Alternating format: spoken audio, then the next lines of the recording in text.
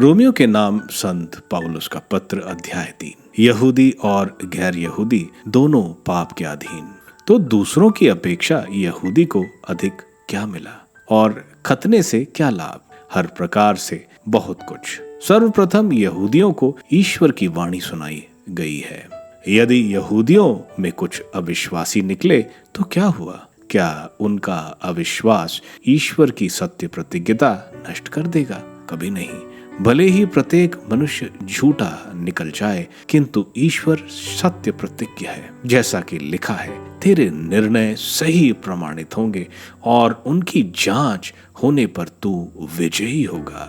यदि हमारा अन्याय ईश्वर की न्याय प्रतिज्ञता प्रदर्शित करता है, तो मैं यह मानवीय तर्क के अनुसार कह रहा हूँ, क्या ईश्वर अन्याय नहीं करता जब वह हमें दंड देता है? कभी नहीं। यदि ईश्वर अन्यायी होता तो वह संसार का न्याय कैसे कर सकता? यदि मेरी असत्यवादिता ईश्वर की सत्य प्रतिज्ञता और उसकी महिमा को बढ़ावा देती है, तो पापी की तरह मेरा न्याय क्यों किया जाता है? यदि ऐसी बात है तो हम बुराई क्यों न करें जिससे भलाई उत्पन्न हो? कुछ लोगों के अनुसार जो मुझे बदनाम करना चाहते हैं, मेरी शिक्षा यही है, ऐसे लोग दंडाज्ञा के योग्य हैं। तो क्या हम यहूदियों की कोई श्रेष्ठता नहीं? एकदम नहीं। हम इसका उल्लेख कर चुके हैं कि सब, चाहे यहूदी हो या यूनानी, पाप के अधीन है। जैसा कि लिखा है, कोई भी धार्मिक नहीं रहा, एक भी नहीं, कोई भी समझदार नहीं, ईश्वर की खोज में लगा रहने वाला कोई नहीं। सभी भटक गए, सब समान रूप से भ्रष्ट हो गए हैं, कोई भी भलाई नहीं करता, एक भी नहीं। उनका गला खुली हुई कब्र है, उनकी वाणी में छल कपट और उनके होठों के तले सांप का विष है। उनका मुंह अभिशाप और कटुता से भरा है, उनके पैर रक्तपात करने दौड़ते हैं। उनके मार्ग में विनाश है और विपत्ति।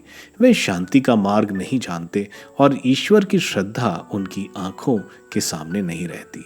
हम जानते हैं कि संहिता जो कुछ कहती है वह उन लोगों से कहती है जो संहिता के अधीन है। इस प्रकार कोई कुछ नहीं कर सकता और ईश्वर के सामने समस्त संसार दंड के योग्य माना जाता है, क्योंकि संहिता के कर्म कांड द्वारा कोई भी मनुष्य ईश्वर के सामने धार्मिक नहीं माना जाएगा। संहिता केवल पाप का ज्ञान कराती है। विश्वास द्वारा पाप मुक्ति। ईश्वर का मुक्ति विधान, जिसके विषय में मूसा की संहिता और नबियों ने साक्ष्य दिया था, अब संहिता के स्वतंत्र रूप में प्रकट किया गया है। यह मुक्ति ईसा मसीह में विश्वास करने से प्राप्त होती है। अब भेदभाव नहीं रहा। यह मुक्ति उन सब के लिए है जो विश्वास करते हैं, क्योंकि सब ने पाप किया और सब ईश्वर की महिमा से वंचित किए गए। ईश्वर की कृपा से सबको मुफ्त में पाप मुक्ति का वरदान मिला है, क्योंकि ईसा मसीह ने सबका उद्धार किया है। ईश्वर ने चाहा कि ईसा अपना रक्त बहाकर पाप का प्रायश्चित करे और हम विश्वास द्वारा उसका फल प्राप्त करें। ईश्वर ने इस प्रकार अपनी न्यायप्रियता का प्रमाण दिया, क्योंकि उसने अपनी सहनशीलता के अनुरूप पिछले युगों के पापों को अनदेखा कर दिया था। उसने इस युग में अपनी न्यायप्रियता का प्रमाण देना चाहा, जिससे यह स्पष्ट हो जाए कि वह स्वयं पवित्र है और उन सब को पाप मुक्त करता है जो ईसा में विश्वास करते हैं। इसलिए किसी को अपने पर गर्व करने का अधिकार नहीं रहा। किस विधान के कारण यह अधिकार जाता रहा? यह कर्म कांड के विधान के कारण नहीं, बल्कि विश्वास के विधान के कारण हुआ, क्योंकि हम मानते हैं कि मनुष्य संहिता के कर्म कांड द्वारा नहीं, बल्कि विश्वास द्वारा पाप मुक्त होता है। क्या ईश्वर केवल यहूदियों का ईश्वर है?